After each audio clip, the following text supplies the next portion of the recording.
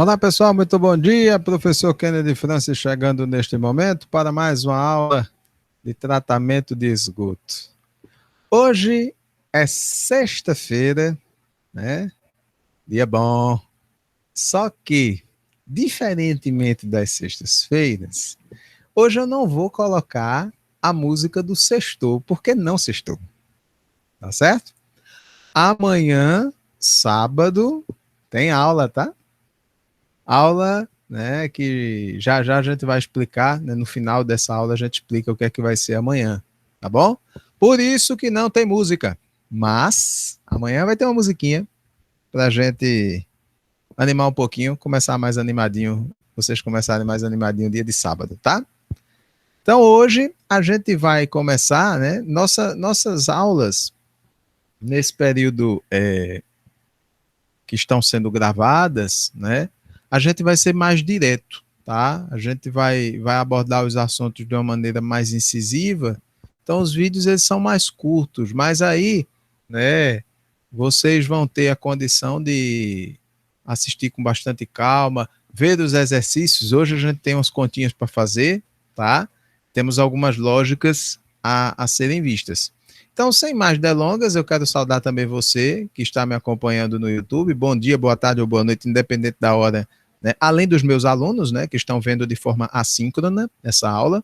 Seja muito bem-vinda, muito bem-vindo a esse momento de aula que a gente está vivendo, tá bom? Vamos apresentar a tela, né, para que todos vocês possam ver, sentir este momento, né? Olha, o menino ficou até sensitivo demais.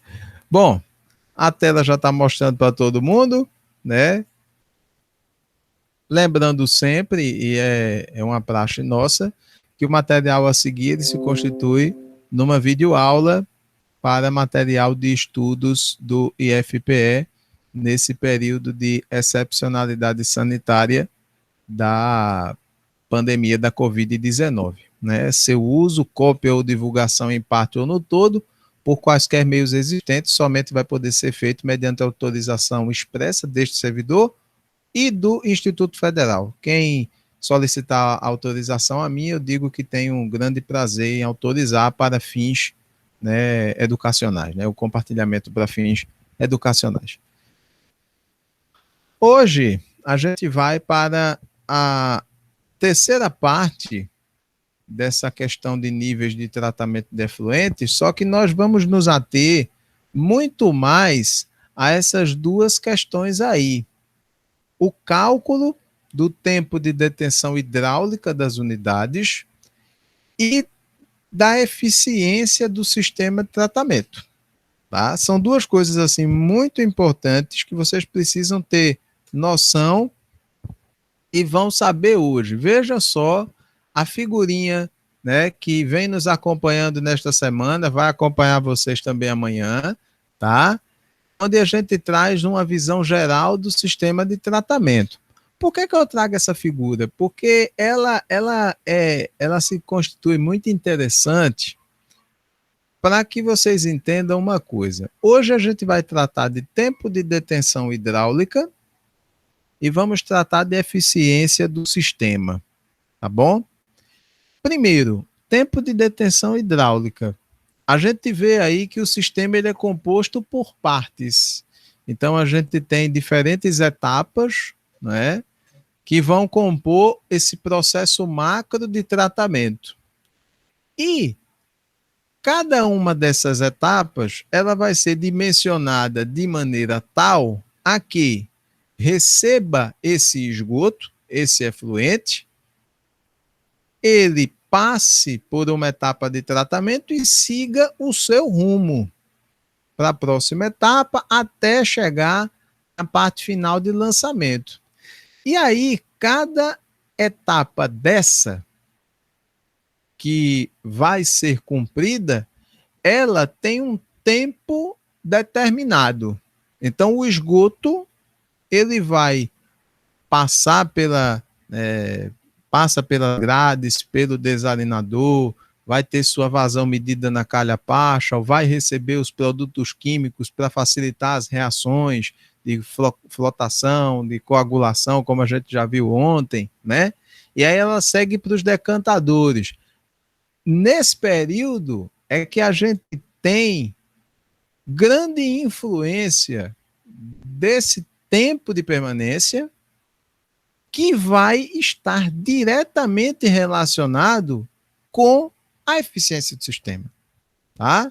Então não pensem, por exemplo, que o esgoto ele vai chegar, vai sair daqui, vai passar aqui, aí vai chegar nesse decantador, aí chegou aqui, passou, não sentiu nem o ambiente e já seguiu direto para a próxima etapa. Não, não é assim não.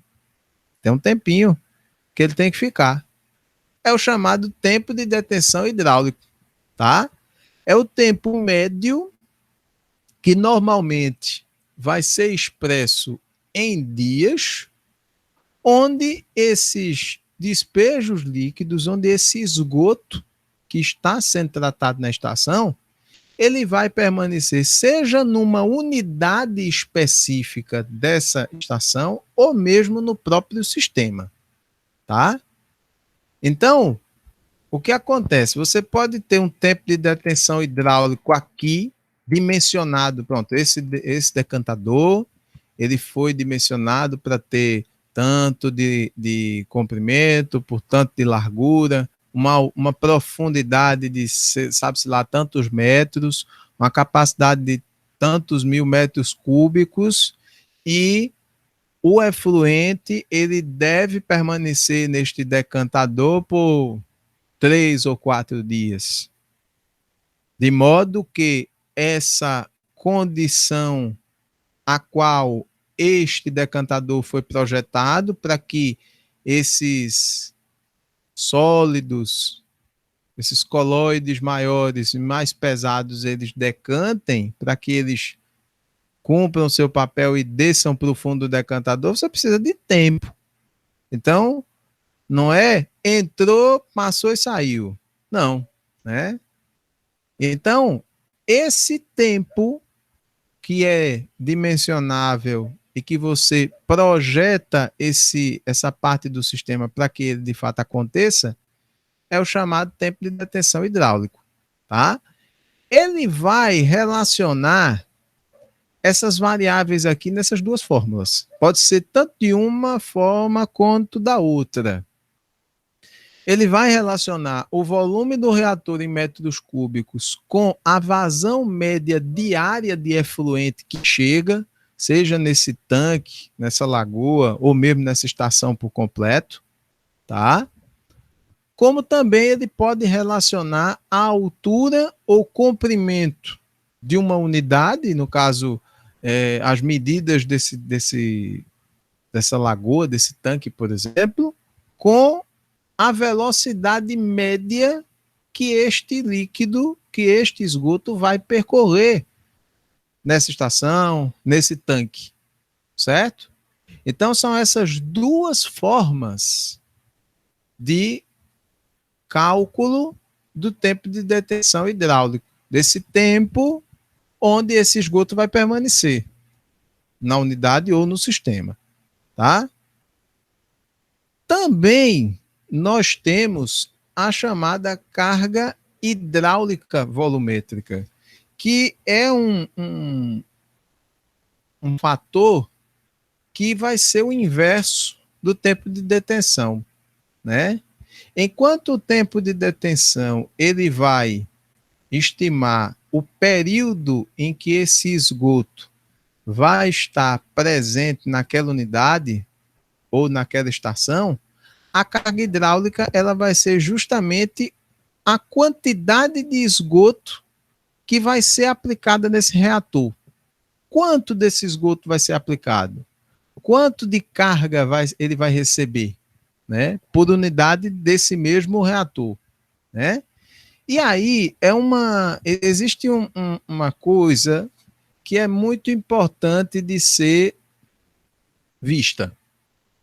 Para a carga hidráulica volumétrica, existe um critério básico de que esse CHV ele não pode ser maior que 5 metros cúbicos por metro cúbico por dia, tá? Então, é o que vai equivaler, por exemplo, a um tempo de detenção hidráulica de 4 horas, tá? Se você tem cargas hidráulicas volumétricas muito elevadas, né, você tende a ter um reator que vai apresentar problemas de operação no futuro, tá? Por isso que é importante que esse nível de carga hidráulica ele fique no máximo 4,9, 4,8, por aí, tá? Se for mais de 5, aí você vai ter uma possibilidade, por exemplo, de regime de turbulência grande, né, nesse tanque, tá? Nesse reator aí que está recebendo esse esgoto, tá? Então, a carga hidráulica volumétrica, ela vai relacionar a vazão média diária de esgoto nessa estação, ou mesmo nesse tanque, com o volume do reator, tá certo? Também pode ser calculada pelo inverso do tempo de detenção hidráulica. Se você calcula, né, consegue obter o valor correspondente ao tempo de detenção hidráulica, basta pegar e fazer o inverso dele.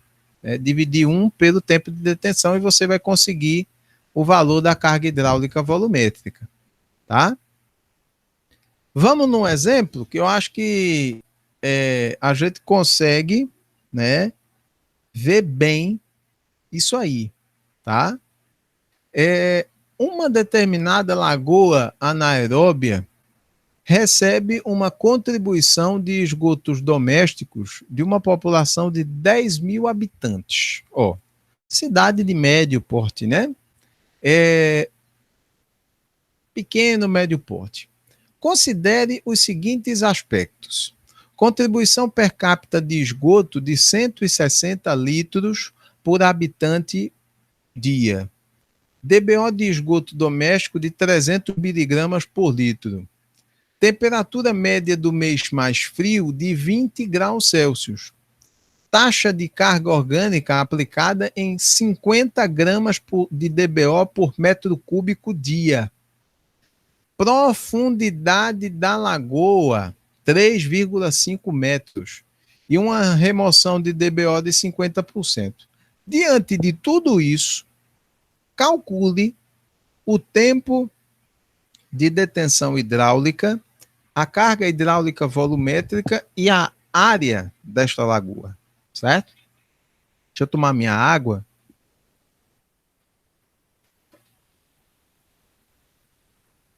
Porque, né, senão a garganta vai embora.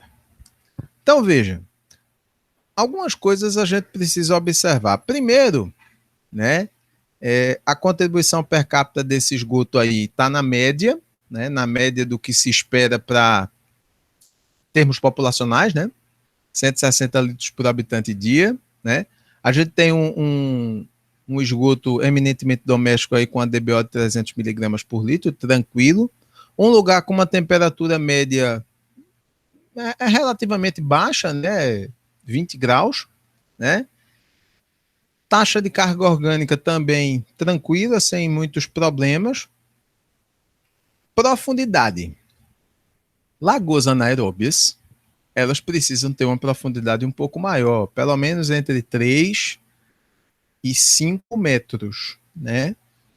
Para poder justamente ocorrer a anaerobiose, né? Para não ter tanta influência da luz solar, né, no fundo dessa lagoa, tá? Então, ocorrer, por exemplo, essa presença da anaerobiose no fundo, né? E uma remoção razoável até de DBO, tá? Então, ó, primeiro de tudo, a gente precisa calcular a vazão, saber qual é a vazão relativa a essa população aí, tá? Então, cálculo da vazão, a gente vai pegar a população, sabemos a população que é de 10 mil habitantes e uma quantidade aí de contribuição por pessoa de 160 litros por habitante dia. Logo, a gente vai ter uma vazão de esgoto de 1.600.000 litros por dia. Aí a gente também coloca, e é bom colocar em metro cúbico por dia, né, 1.600 metros cúbicos por dia, justamente para que a gente possa, porque vão ter alguns momentos aí no cálculo que a gente vai usar seja o litro por dia ou mesmo o metro cúbico por dia. E é bom já ter tudo calculadinho, porque é só pensar e fazer o cálculo, né? Uma vez que a gente sabe a vazão, é importante nós sabermos a carga poluidora, né? E aí nós já vimos, né, em outras aulas aí, quando nós fizemos, né, estudamos carga poluidora, né, de que ela vai ser justamente a contribuição de DBO vezes a sua respectiva vazão. Então, como a gente sabe que a DBO do esgoto doméstico ela está em 300 miligramas por litro, e nós temos uma vazão desse esgoto de 1.600.000 metros, né, metros não, litros por dia, então a gente só vai fazer o cálculo e vamos encontrar aí, ó, o litro vai cortar com litro, a gente vai ter 480 milhões de miligramas por dia ou 480 gramas por dia de carga poluidora, tá? Agora a gente calcula o volume. Qual é o volume disso tudo, né? Então, o volume disso tudo vai relacionar o quê? A contribuição, né, essa carga poluidora existente com essa quantidade de DBO aí, tá? Esses 50 gramas de DBO por metros cúbicos por dia, tá? Deixa eu só recordar aqui o que é, para a gente não, ó. A taxa de carga orgânica que é aplicada nesse esgoto. Então, uma vez que a gente sabe a carga poluidora e a qual taxa essa carga poluidora é aplicada, perdão, a gente tem o volume. Então, o volume é de 9.600 metros cúbicos de esgoto, tá? Olha aí, é muito esgoto, né? Uma vez que a gente sabe o volume, temos o volume, temos a carga, né? A gente vai precisar saber a área, né? Qual vai ser a área dessa lagoa? E aí, né, a área ela vai relacionar o volume com a profundidade desta lagoa. Então, dividindo 9.600 por 3,5, né, 3,5 metros, a gente vai ter uma lagoa com uma área de 2.742,86 metros quadrados. Né? Uma lagoa grande, né?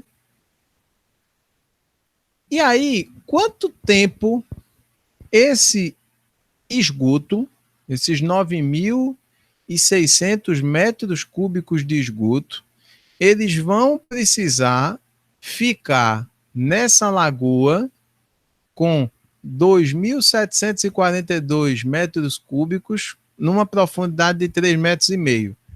Cálculo de detenção hidráulica é quanto tempo esse esgoto vai permanecer aí, né? Então, você vai relacionar, já que nós temos o volume e a vazão, dividindo um pelo outro, a gente vai ter esse tempo de detenção aí, ó, de 6 dias. O que é que isso quer dizer? Uma vez que esse esgoto entra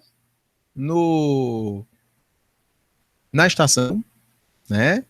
Então ele vai percorrer todo esse caminho e ele vai chegar nessa lagoa anaeróbia. Lembrando sempre que esse tempo de detenção hidráulica que nós estamos calculando é para esta lagoa, tá?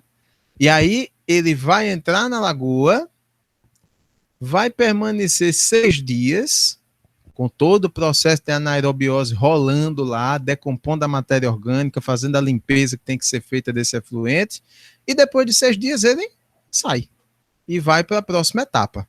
Entenderam como é que funciona? Como é que funciona essa coisa do tempo de detenção, né?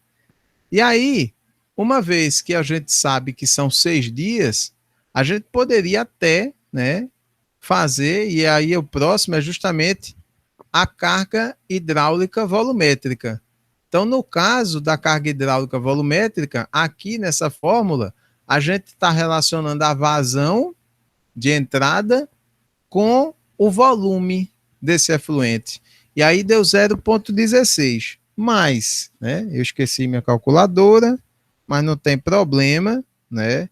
A gente vai fazer no celular mesmo, né? Deixa eu pegar aqui a nossa condição. Cadê você, calculadora? Não saia. Pronto. Então, veja. A gente viu que a carga hidráulica volumétrica ela vai relacionar a vazão com o volume, certo? Agora, a gente também viu que pode pegar e dividir 1 por tempo de detenção hidráulica, que é quanto? 6. Se a gente dividir 1 por 6, olha quanto dá. 0,166667. Essa é uma outra forma que a gente tem de calcular a carga hidráulica volumétrica, tá? Então, veja, nós temos aqui tudo calculado para esse exemplo, né? Então, em linhas gerais, deixa eu voltar aqui só para a gente ver o que foi que pediu. Tempo de detenção hidráulica, carga hidráulica volumétrica e a área. Tempo de detenção hidráulica de 6 dias, ou seja, 6 dias esse efluente vai permanecer nessa lagoa, tá? A carga hidráulica volumétrica vai ser de 0,16, lembrando sempre, né, que a gente vai ter aí, né, essa relação entre tempo de detenção e carga, e a área, uma lagoa com uma área de 2.742,86 metros quadrados. Beleza? Agora, a gente vai falar, né, de um outro tema importantíssimo e que vai estar e que está diretamente relacionado com o tempo de detenção hidráulica que a gente viu agora, né? Que é a eficiência do sistema de tratamento. Então, veja, quando você tem um tempo de detenção hidráulica, tá? Bem dimensionado e que é o correto para aquele tipo de esgoto que está sendo tratado, nem mais, nem menos, você vai ter o quê? Uma eficiência máxima desse sistema, tá? Então, se a gente pegar o exemplo anterior, se o tempo de detenção hidráulica é de 6 dias para aquela área que foi dimensionada, então esse esgoto vai ter que ficar 6 dias.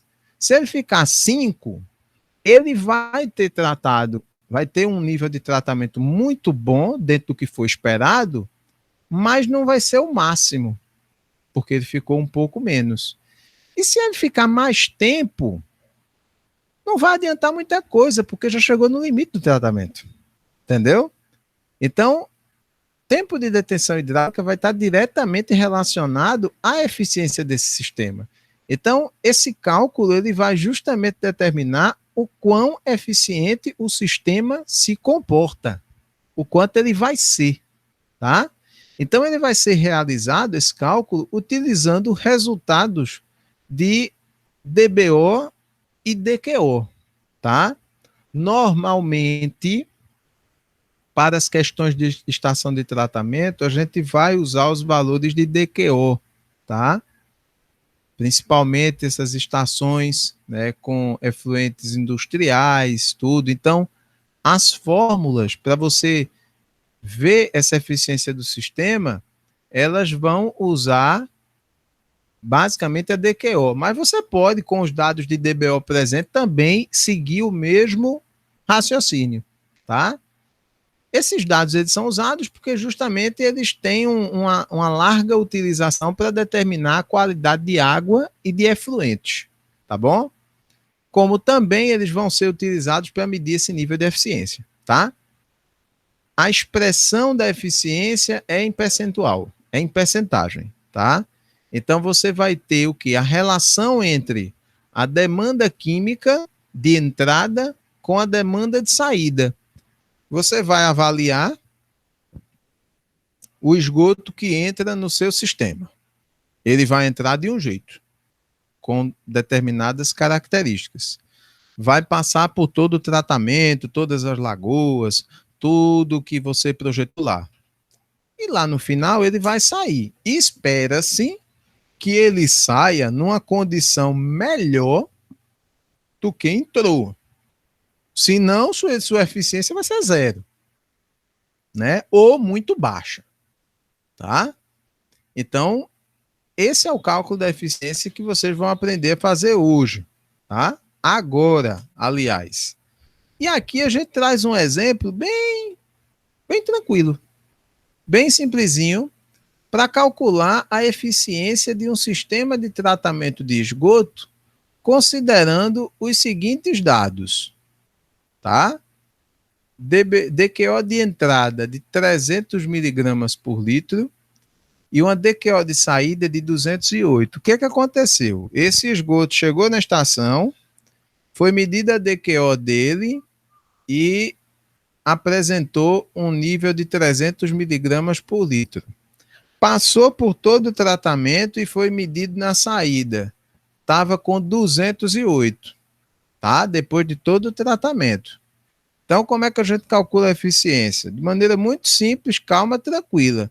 A gente sabe que a fórmula é essa, a eficiência vai relacionar a DQO de entrada com a DQO de saída. Uma vez que a gente sabe os dois valores, é só calcular. 300 menos 208 dividido por 300, aí você vai pegar o resultado e multiplica por 100. Vai dar 92 por 300, e aí, ó, a gente vai ter uma eficiência de 30,66%. O que é que a gente pode aprender desse cálculo? De que essa eficiência é o quê? Muito baixa. Uma eficiência só de 30%. Então, esse efluente ele entrou com nível de poluição e saiu com um nível de poluição um pouco mais baixo. Então, assim, o quão é eficiente esse sistema? Será que ele é eficiente num ponto satisfatório? Eu acho que não. E aí, uma vez que a gente tem esses dados de eficiência, vocês, sendo técnicos em saneamento, quando se deparam com uma situação dessa, vocês vão olhar e dizer assim, peraí, vamos lá. Vamos olhar a média da literatura, o que a literatura diz, né, com relação a esses níveis de eficiência. É normal ter um nível de eficiência na casa dos 30%? Eu acho que não, porque se a gente observar, por exemplo, reatores UASB, que eu gosto muito de falar sobre eles têm uma eficiência de 80% de remoção de carga, né? Então, 30%, pouco menos de 31%, muito pouco.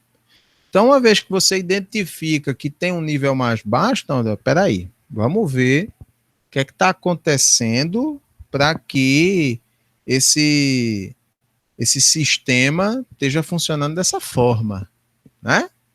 Tem algo aí, vamos dar uma checada nos tanques, se o sistema preliminar está segurando os sólidos grosseiros direitinho, né? Se a gente está conseguindo, se a gente está colocando lá o coagulante na questão, né, na quantidade correta, se as nossas lagoas estão precisando de limpeza, de algum tipo de manutenção, enfim, né?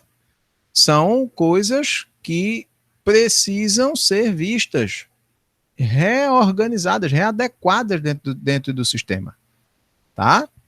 Então, por essas razões que cálculos como esses, por mais simples que sejam, porque é um cálculo simples, não tem o que fazer aí, né? Mas ele diz uma informação a você importante que pode lhe dar um estalo para poder fazer uma manutenção preventiva ou mesmo corretiva dentro da estação para aumentar a sua eficiência, tá bom? Então veja, como eu disse para vocês, essas aulas, tanto a de hoje quanto a de amanhã, elas são muito diretas, tá? Vocês não vão ter nenhuma dificuldade. Como é que a gente vai fazer amanhã, no sábado, tá? Amanhã para o sábado, a gente vai fazer resolução de exercícios com base nesta aula de hoje, tá? Então, a gente vai trazer outros exemplos, né, de eficiência, de cálculo de eficiência, de cálculo de tempo de detenção hidráulica, de dimensionamento, para que vocês solidifiquem isso, tá? E fiquem bem afiados com relação a esses conceitos. Por quê? Porque ao final da aula de amanhã, que também não vai ser nada assim, né, de tomar a manhã toda, não, longe disso, tá? Por quê? Porque vai ser colocado a atividade avaliativa, tá? Inclusive, eu só preciso checar, mas está no planejamento mesmo, tá? Está no planejamento aqui, né? Deixa eu só dar aquela última checada para não ter... Eu estar dando spoiler de uma coisa que não vai acontecer, né? Deixa eu ver, que meu computador agora ele ficou um pouquinho... Né? Pronto, agora. Cadê? Pronto. Amanhã, dia 21, né? A gente vai ter resolução de exercícios e a atividade avaliativa 2, ela será disponibilizada para vocês. Então, vai cair questões como essa? Claro, é evidente, né? Porque eu não vou estar fazendo conta e de graça para vocês. Vocês vão ter que fazer umas continhas também, tá? Então, amanhã a gente vai ter mais um momento de resolução de exercício para tirar todas as dúvidas que possam existir, né? Solidificar aquilo que a gente já viu e, na sequência, a atividade avaliativa que vai compor a nota da primeira unidade, ela será disponibilizada para vocês. E aí, cumpram o prazo, tá certo? Por quê? Porque, pelo que eu estou vendo aqui no meu planejamento, né, essa primeira unidade, ela vai ser composta por 3 atividades avaliativas. Então, a gente teve a número 1, amanhã nós vamos ter a número 2, e lá para o dia 4 de dezembro, a gente vai ter a atividade número 3. Então, a soma das notas dessas 3 atividades, né, a média de todas elas, vai compor a nota da primeira unidade, tá certo? Então, fiquem ligados, façam os exercícios e não percam os prazos de entrega, tá bom? Estou indo embora, estamos encerrando aqui a aula de hoje, dessa sexta-feira. Não tem sextou, viu? Amanhã a gente se encontra de novo em aula assíncrona, tá bom? Amanhã a gente se encontra. Um grande abraço e até a próxima aula. Tchau, tchau.